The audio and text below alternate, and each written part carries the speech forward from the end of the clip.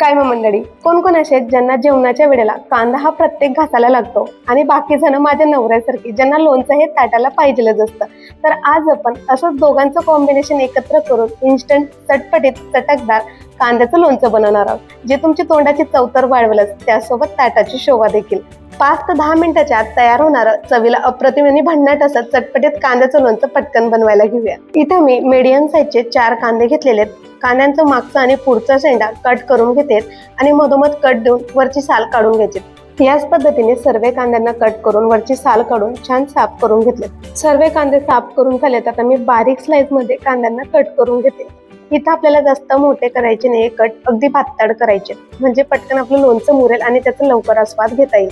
कांदे कट करून झालेत, त्याला बाउलमध्ये काढून हाताच्या साहाय्याने छान कूस करून घेते, ज्यामुळे पाकड्या अगदी मोकळ्या होतील किंवा सुट्ट्या होतील. छान आपल्या पाकड्या मोकळ्या झाल्यात, कांदा छान सुटसुटीत झाला की त्याला बाजूला ठेवू आणि इथं मी मिरची देखील कट करून घेते.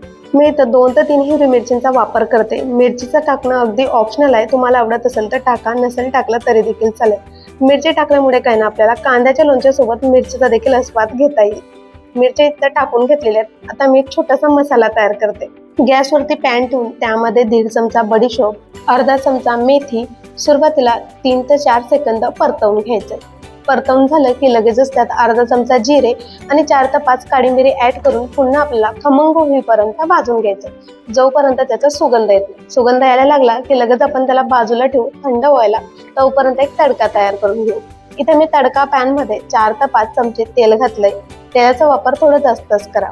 तेल गरम झालं की लगेच आपण सुरुवातीला तयार केलेला मसाला मिक्सर मध्ये फिरून तो टाकलेला आहे. त्यासोबत ½ टीस्पून एवढा हिंग घातलाय. हिंग घातल्यामुळे चव छान येते.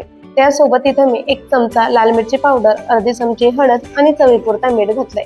मसाला टाकला की लगेच गॅस बंद करायचा आहे. चमचीच्या सहाय्याने मसाला मिक्स करून घ्यायचा तेलामध्ये. त्यासोबत 1 चमचा एवढा कलोंजी घातली, जी काळ्या कलरची अगदी तिळासारखी दिसते. कलोंजी टाकून पुन्हा मसाला मिक्स करून घ्यायचा आहे आणि कडकडीत गरम असलेला मसाल्याचं तेल कांद्यामध्ये ओतून घ्यायचंय.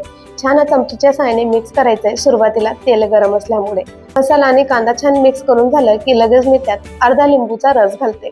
लिंबूचा रस घातल्यामुळे लोणचं अगदी चटपटीत चटकदार तर होईलच, त्यासोबत 15 ते 20 दिवस टिकायला देखील मदत होईल. तर तयार आहे इथं आपलं चटपटीत चटकदार इन्स्टंट असं कांद्याचं लोणचं. वरण भातासोबत, तोंडी लावायला घ्या किंवा चपाती भाजी सोबत. तोंडाला पाणी आलं असेल तर पटकन जाऊन बनवा आणि कसं झालं मला नक्कीच कमेंटमध्ये कळवा. रेसिपी आवडल्यास व्हिडिओला लाईक करा, शेअर करा, चॅनलला सबस्क्राईब करायला विसरू नका. भेटूया अशा छानशा रेसिपी सोबत.